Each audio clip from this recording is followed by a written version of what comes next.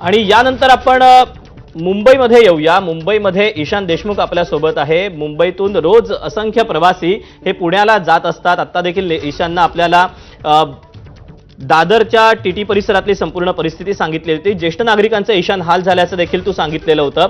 आत्ताची काय परिस्थिती आहे? महामंडळ प्रशासनाकडून काही अपडेट दिले जात आहेत का? दीपक, सध्या मी त्याच ठिकाणी आहे। सध्या बघू शकतो गर्दी ही वाढत चालली आहे। सध्या प्रवासी हे संपूर्णपणे 4 तासापासून याच ठिकाणी बसले आहेत। त्याचसोबत जी शिवनेरी वाहन आहे ही दररोज पुणे ते मुंबई, मुंबई ते पुणे असा प्रवास करत असते। यामध्ये असंख्य नागरिक हे प्रवास करत असतात। कुठेतरी त्यांचा देखील खेळ खोळंबा झाला आहे। त्याचसोबत इकडून खासगी वाहनं देखील पुण्याला जात असतात। त्या खासगी वाहनं देखील जात नाहीये, कारण की काय आपल्याला माहीत असेल की जो एक्सप्रेसवे आहे तिकडे कालपासूनच मोठ्या प्रमाणावरती वाहतूक कोंडी आहे। त्या वाहतूक कोंडीचा फटका हे खासगी वाहनांना देखील बसला आहे। अनेक गाड्या या त्या वाहतूक कोंडीमध्ये बंद पडल्या आहेत असं देखील आता समजत आहे। पण या ज्या शिवनेरी बसेस असतात या बसेसमधून असंख्य नागरिक हे दिवसेंदिवस प्रवास करत असतात पुणे मुंबई। पण कुठेतरी यामुळे आता नागरिकांना फटका बसतोय। गेल्या 4 तासापासून ते या स्थानकावरती बसून आहेत आणि इकडे गर्दी वाढते। लोकांना अजून माहीत नाहीये की तो द्रुतगती मार्ग हा बंद आहे, त्यामुळे लोक इकडे येत आहेत, नागरिक इकडे येत आहेत, त्यांना या बसची वाट बघतायत। किमान 4 तास झालेत नागरिक इथे बसून आहेत। ज्येष्ठ नागरिक असतील, त्याचसोबत लहान मुलं असतील, महिला असतील, त्यांना देखील या आता संपूर्ण वाहतूक कोंडीचा फटका बसतोय। सध्या आपण दृश्यांमध्ये देखील बघू शकतो की छोट्या मुली आहेत, मुलं आहेत, त्याचसोबत इकडे ज्येष्ठ नागरिक आहेत, त्यांना या संपूर्ण प्रवासाचा फटका बसत आहे आणि खासगी वाहनं देखील बंद आहे। त्यामुळे कुठेतरी आता जो रेल्वे प्रवास असतो त्या रेल्वे प्रवासावरती देखील आता ताण येण्याची शक्यता आहे।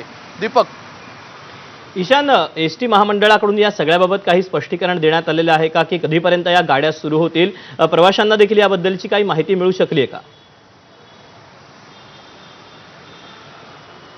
दीपक, एसटी महामंडळाकडून सातत्याने एक गोष्ट सांगण्यात येते की वाहतूक कोंडी ही कमी झाल्यावरती आम्ही इकडून आमच्या बस सेवा या पुन्हा एकदा सुरू करू। पण स्पष्टपणे अजून देखील काही सांगण्यात येत नाही। सध्या आपण बघू शकतो आपल्यासमोर कंडक्टर असतील, वाहन चालक असतील, ते देखील तसेच उभे आहेत, कारण की काय त्यांना देखील अजून वरून काही स्पष्टता आली नाहीये। त्यामुळे नागरिकांना कुठेही स्पष्टता मिळत नाहीये। एकंदरीत हा प्रवास असतो जो मुंबईवरून पुणे तो 4 तास किंवा 4.5 तासाचा असतो, पण आता नागरिकांना मुंबई ते पुणे जाण्यासाठी 8 आणि 10 तास लागतात। ही एक खूप मोठी गोष्ट आहे। त्यामुळे जो वाहतूक कोंडीचा फटका आहे तो थेट या नागरिकांना बसत आहे। पण एसटी महामंडळाकडून देखील अद्यापणे जाहीर काही करण्यात आलं नाहीये, पण जी बस सेवा आहे ती थांबवण्यात आली आहे। त्यामुळे सगळीकडे संभ्रमाचीच अवस्था सध्या आपल्याला दिसतीये।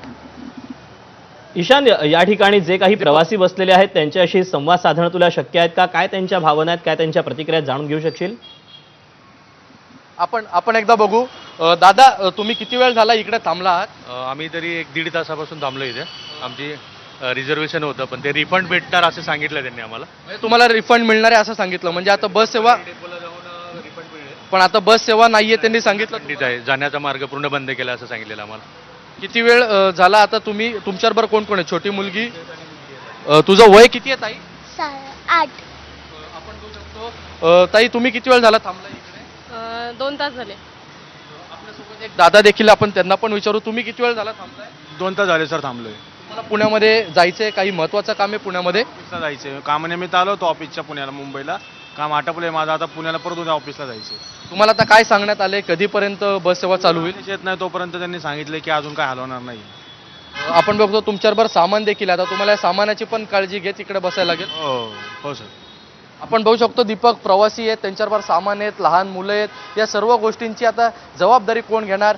आता पुण्याला कधी जाणार? अशा अनेक प्रश्न आहेत, पण या प्रश्नांची अजून देखील काही उत्तरं मिळत नाहीत। यांना या बस स्थानकावरचे जे आहेत त्या लोकांकडून एवढंच सांगण्यात येतंय की लवकरात लवकर बस सेवा पुन्हा एकदा सुरू होईल, पण कधी होईल हे सांगण्यात येत नाहीये। पण सद्यस्थितीत जे 4 असते, 4:30ची असते आणि 5ची शिवनेरी असती, ही कम्प्लिटली बंद करण्यात आली आहे। स्वाभाविकच वाहतूक कोंडी कधी आता ही फुटणार आहे आणि कधी दिलासा मिळणार या सगळ्या प्रतीक्षेमध्ये हे सगळे प्रवासी आहेत। ईशान, धन्यवाद दिलेल्या सगळ्या सविस्तर माहितीबद्दल। अपडेट जाणून घेतच राहू। दरम्यान उपमुख्यमंत्री एकनाथ शिंदे